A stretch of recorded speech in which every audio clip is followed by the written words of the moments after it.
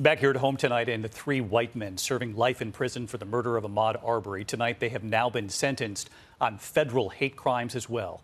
Gregory McMichael and his son Travis each issued a second life sentence, and their plea to be moved to federal prison, what the judge decided.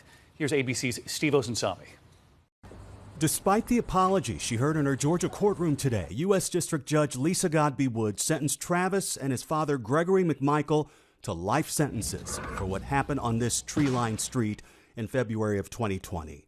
Today was the first time the family heard Gregory McMichael say that he was sorry, telling them that I'm sure my words mean very little to you, but I want to assure you I never wanted any of this to happen. This latest prison sentence comes months after a federal jury decided that the three men who chased and killed Ahmaud Arbery in South Georgia did so because he was black. Today, 𝗦𝘂𝗯𝗏𝗏, who recorded the video, was sentenced to 35 years for federal hate crimes. It is unlikely that any of them will live to see freedom again. All three are already serving life sentences that resulted from the state trial in November of last year. We, the jury, find the defendant, Travis McMichael, guilty. Greg McMichael, guilty. William R. Bryan, guilty.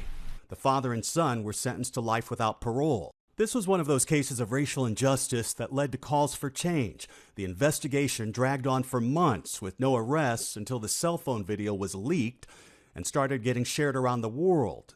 In state court, Travis McMichael, who fired the fatal shot, blamed his victim. He had my gun. He struck me. This is a life or death situation. Outside the federal courthouse tonight, Arbery's family is calling this good justice. It's been a long fight, but I'm so thankful that God gave us the strength to continue to fight. All three of these men were pushing to serve their time in a federal prison, worried that their lives would be more in jeopardy in a state penitentiary. But today, the judge decided that the state pen is where they will stay.